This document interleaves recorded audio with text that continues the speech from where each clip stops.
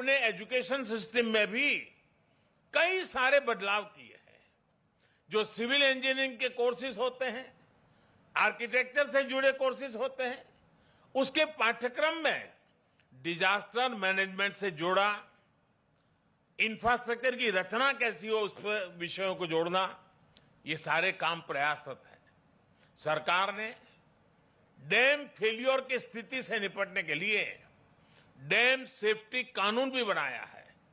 साथियों, दुनिया में जब भी कोई आपदा आती है तो इसमें लोगों की दुखद मृत्यु की चर्चा होती है कि इतने लोग मृत्यु हो गई, इतना ये हो गया, इतने लोगों को हटाया गया।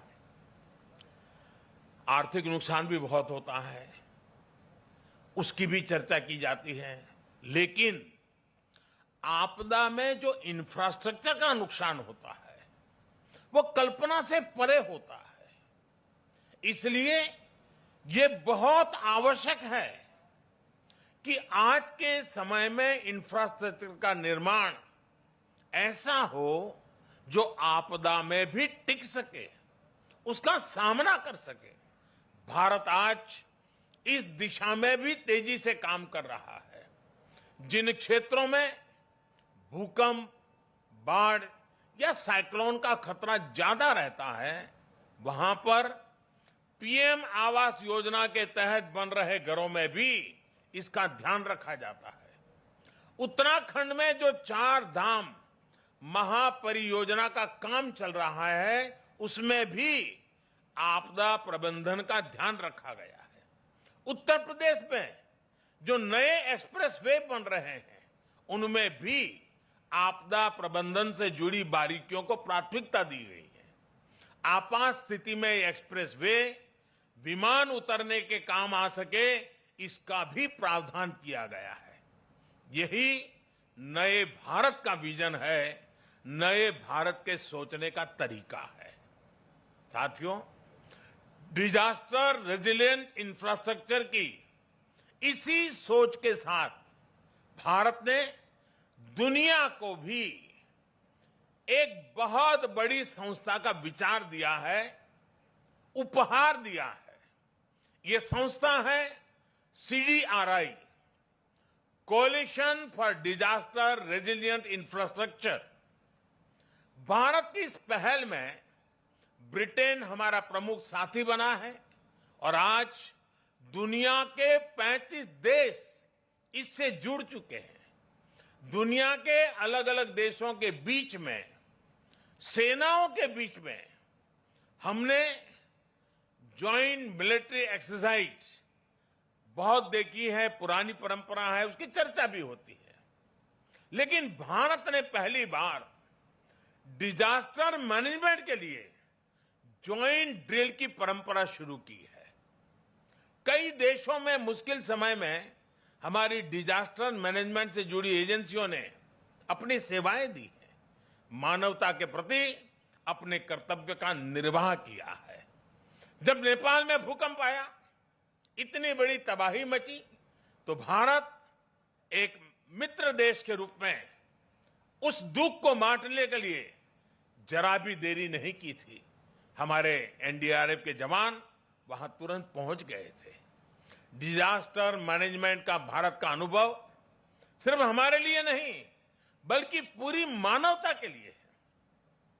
आप सभी को याद होगा, 2017 में भारत ने साउथ एशिया जियो स्टेशनरी कम्युनिकेशन सैटेलाइट को लॉन्च किया था।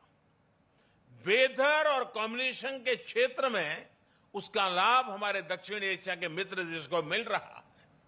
साथियों, परिस्थितियां कैसी भी हो, अगर हम में हौसला है तो हम आपदा को भी अवसर में बदल सकते हैं। यही संदेश नेताजी ने हमें आजादी की लड़ाई के दौरान दिया था। नेताजी कहते थे, कभी भी स्वतंत्र भारत के सपने का विश्वास मत खोना। दुनिया की कोई ताकत नहीं है जो भारत को झकझोर सके। आज हमारे सामने आजाद भारत के सपनों को पूरा करने के लक्ष्य हैं। हमारे सामने आजादी के 100वें साल से पहले 2047 के पहले नए भारत के निर्माण का लक्ष्य है और नेताजी को देश पर जो विश्वास था, जो भाव नेताजी के दिल में उभरते थे और उनके इन भावों के कारण मैं कह सकता हूं कि दुनिया की कोई ताकत नहीं है जो भारत को इस लक्ष्य तक पहुंचने से रोक सके। हमारी सफलताएं हमारी संकल्प शक्ति का सबूत है, लेकिन ये यात्रा अभी लंबी है। हमें अभी कई शिखर और पार करने हैं। इसके लिए जरूरी है हमें देश के इतिहास का हजारों सालों की यात्रा में इसे आकार देने वाले तप, त्याग और बलिदानों का बोध रहे। भाइयों और बहनों, आजादी के अमृत महोत्सव का संकल्प है कि भारत अपनी पहचान और प्रेरणाओं को पुनर्जीवित करेगा। ये दुर्भाग्य रहा कि आजादी के बाद देश की संस्कृति और संस्कारों के साथ ही अनेक महान व्यक्तित्वों के योगदान को मिटाने का काम किया गया। स्वाधीनता संग्राम में लाखों लाख देशवासियों की तपस्या शामिल थी, लेकिन उनके इतिहास को भी सीमित करने की कोशिश हुई।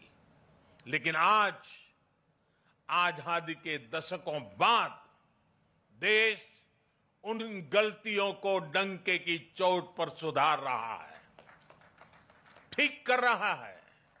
आप देखिए, बाबा साहब आंबेडकर से जुड़े पंच तीर्थों को देश उनकी गरिमा के अनुरूप विकसित कर रहा है। स्टैच्यू ऑफ यूनिटी आज पूरी दुनिया में सरदार वल्लभ भाई पटेल के यशगान की तीर्थ बन गई है। भगवान बिरसा मुंडा की जयंती को जनजातीय गौरव दिवस के रूप में मनाने की शुरुआत भी हम सब ने कर दी है। आदिवासी समाज के योगदान और इतिहास को सामने लाने के लिए अलग अलग राज्यों में आदिवासी म्यूजियम बनाए जा रहे हैं और नेताजी सुभाष चंद्र बोस के जीवन से जुड़ी हर विरासत को भी देश पूरे गौरव से संजो रहा है। नेताजी द्वारा अंडमान में तिरंगा लहराने की 75वीं वर्षगांठ पर अंडमान के एक द्वीप का नाम उनके नाम पर रखा गया है। अभी दिसंबर में ही अंडमान में एक विशेष संकल्प स्मारक नेताजी सुभाष चंद्र बोस के लिए